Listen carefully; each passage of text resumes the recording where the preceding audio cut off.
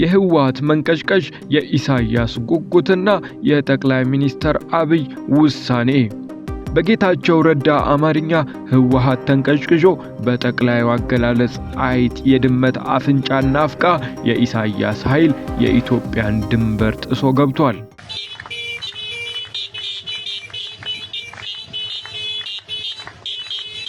አታምጣ ስለው አምጥቶ ቆለለው እንዲሉ አበው በአንድ ጀንበር ሁሉ እንዳይሆን ሆኗል። በእርግጥ የጉዞው እቅድ ውጥንና ንድፍ የአንድ ጀንበር አልነበረም።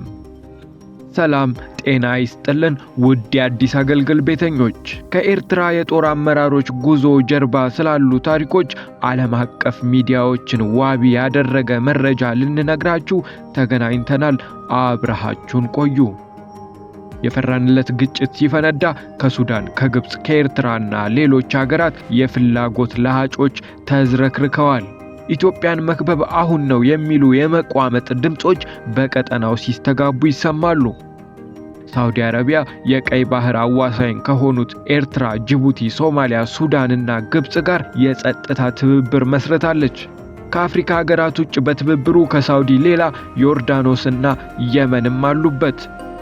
የትብብሩ ዓላማ በቀይ ባህር ላይ የሚደረግ ዓለም አቀፍ የባህር ትራንስፖርት ደህንነትን ማስጠበቅና የጋራ የባህር መከላከያ ኃይልን ማጠናከር እንደሆነ ቢገለጽም ኢትዮጵያን ከቀይ ባህር ማራቅ ድብቅ ዓላማው መሆኑ ይታመናል። ሳውዲ ከሰባቱ ሀገራት ጋር የጸጥታ ትብብር የመሰረተችው የቀይ ባህር ሀገራትን ጨምሮ ከ14 ሀገራት ጋር የባብል መንደብ ኤደን ባህረ ሰላጤ የንግድ መርከቦች መተላለፊያዎችን ደህንነት ለማስጠበቅ አዲስ ትብብር በመሰረተች በማግስቱ ነው። ይህችን መረጃ ይዘን ወዲህ ስንመለስ የኤርትራ ሻቢያ ወታደራዊና ሲቪል አመራሮች እንዲሁም የድንበር አካባቢ ነዋሪዎች ሉዓላዊ የሆነውን የኢትዮጵያ ድንበር ተሻግረው በትግራይ ክልል ገለህምዳ ወረዳ ዝባን ሁጻ በተባለ ስፍራ መገኘታቸውን መቼም ሰምታችኋል። ካልሰማችሁ ወቸው ጉድ እያላችሁ አሁን ስሙት። እንግዲህ ተረቱም የሚለን ባለቤቱን ካልናቁ አጥሩን አይነቅንቁ አይደል? ባለቤቱ ተንቋል፣ አጥሩም ተወዝውዟል። የኢሳያስ አፈወርቂ ሰዎች ድንበሩን ጥሰው መስመሩን ዘለው ያልተቀደሰ ለተባለለት የጋብቻ ስነ ስርዓት እድምተኛ ሊሆኑ በትግራይ ከትመዋል። ይህ የሆነው ባሳለፍነው እሁድ ሐምሌ 26 ቀን 2018 ዓ.ም ነው።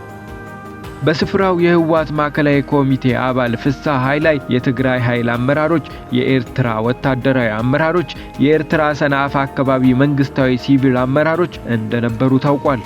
ታዲያ የክልሉ ሚዲያ የጋብቻውን ስርዓት የህዝብ ለህዝብ ግንኙነት በሚል የዳቦ ስም ሲጠራውም ሰምተናል።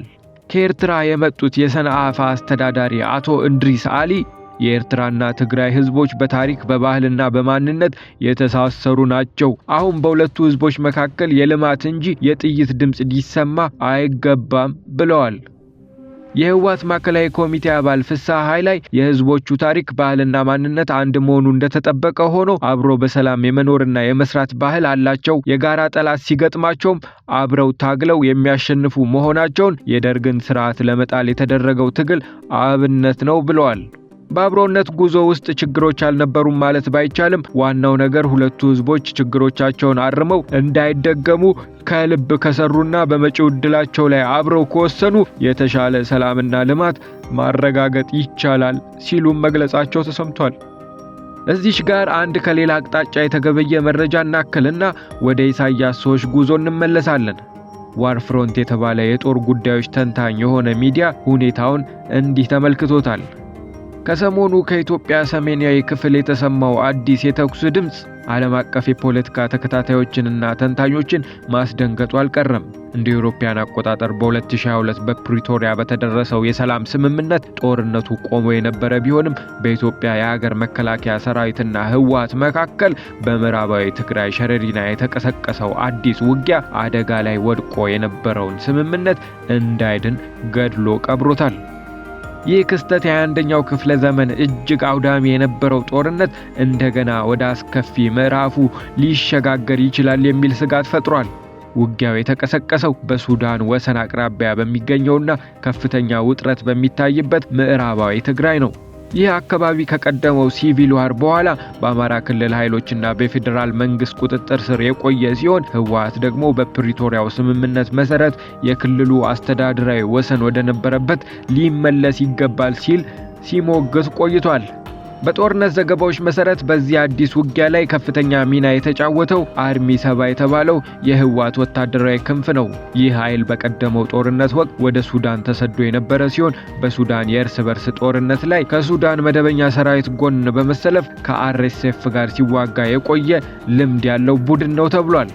በዕለቱ በነበረው ውጊያ ሁለቱም ወገኖች ከባድ መሳሪያዎችን፣ መካናይዝድ ክፍሎችንና ድሮኖችን እንደተጠቀሙ የተገለጸ ሲሆን የተካሄደው ተኩስም በሱዳን ድንበር በሚገኙ የፋሽጋና የአምዳይት ስደተኛ ጣቢያዎች አቅራቢያ የነበሩ ወገኖችን ለጉዳት መዳረጋቸው ተሰምቷል። ምንም እንኳ ውጊያው ከተቀሰቀሰ ከጥቂት ሰዓታት በኋላ የመቀዝቀዝ ምልክት ያሳየ ቢሆንም ሁለቱም ወገኖች ወደ ሙሉ ጦርነት ለመግባት ዝግጁ እንዳልሆኑ ዓለም አቀፍ ተንታኞች ያስረዳሉ። ህወሓት ከቅርብ ጊዜ ወዲህ አዳዲስ ምልምሎችን እስከ 15 ዓመት ዕድሜ ያላቸውን ታዳጊዎች ጨምሮ ወደ ሰራዊቱ መቀላቀል ቢጀምርም ኃይሉ ገና በሚገባ አልተደራጀም ይባላል። እንዲሁም በፕሪቶሪያው ስምምነት መሰረት ከባድ መሳሪያዎቹን ለፌደራል መንግስቱ ማስረከቡ የሚታወስ ነው። በሌላ በኩል የፌደራል መንግስት ዘመናዊ የጦር መሳሪያዎችና የድሮን የበላይነት ቢኖረውም ሰራዊቱ በተለያዩ ግንባሮች ተወጥሯል። በአማራ ክልል ከፋኖ ሚሊሻዎች ጋር፣ በኦሮሚያ ክልል ደግሞ ከኦሮሞ ነጻነት ሰራዊት የኦላ ወታደሮች ጋር የሚያደርገው ውጊያ የመከላከያን ኃይል በተለያየ አቅጣጫ በትኖታል። ይህን ግጭት እጅግ አደገኛ የሚያደርገው የአካባቢው ሀገራት ቀጥተኛና ተዘዋዋሪ ጣልቃ ገብነትም ነው።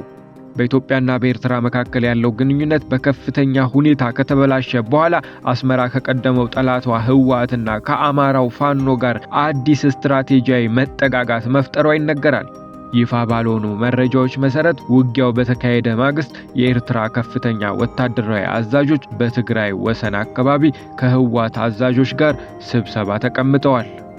የኢትዮጵያ መንግስት ለሱዳኑ የአርኤስኤፍ አማጺ ቡድን ድጋፍ ያደርጋል በሚል ከካርቱም መንግስት ጋር ያለው ግንኙነት መሻከሩም ይታወቃል።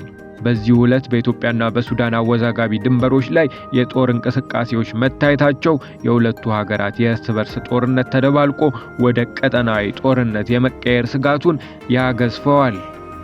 የፖለቲካና ወታደራዊ ተንታኞች እንደሚሉት አሁን የተቀሰቀሰው ግጭት የመጨረሻው የጦርነት መጀመሪያ ሊሆን ይችላል ወይ ደግሞ ሁለቱ ወገኖች የሌላኛውን ወገን ዝግጁነት ለመፈተሽ ያደረጉት ሙከራ ሊሆንም ይችላል ይላሉ። ሆኖም ግን የፌደራል መንግስቱ ከህወሓት ጋር ያሉት መሰረታዊ የፖለቲካና የወሰን ጥያቄዎች በውይይት የማይፈታ ከሆነና የፕሪቶሪያውን ስምምነት ሙሉ በሙሉ ተግባራዊ የማያደርግ ከሆነ የቀጠናው ሀገራት እንዲሁም የተለያዩ የታጠቁ ቡድኖች የሚሳተፉበትና ለመቆጣጠር የማይቻል አዲስና አውዳሚ የግጭት ማዕበል መከሰቱ አይቀሬ ይመስላል። ዓለም አቀፉ ማህበረሰብና የኢትዮጵያ ህዝብ የሚመኙትም ይኸው አጭር የሰላም መስኮት ሳይዘጋ አዲስ አበባና መቀሌ የነበሩትን ልዩነቶች በጠረጴዛ ዙሪያ በመጨረስ ሀገሪቱን ከሌላ ደም መፋሰስ እንዲታደጓት ነው። አሁን አንድ አፍታ ወደ ጋብቻ ስነ ስርዓታችን እንመለስ። የጽምዶ እንቅስቃሴ አካል ነው በተባለውና በትግራይ ክልል በተከናወነው ግንኙነት የሻዕቢያ ወታደራዊና ሲቪል አመራሮች ድንበር አልፈው ጉለምሀዳ ወረዳ ሲገቡ አቀባበል በተደረገላቸው ወቅት የትግራይና ኤርትራ ህዝቦች የሰላምና ልማት ጥምረት ጽምዶ የሚል መልእክት የያዘ ባነር ከፊት ታይቷል።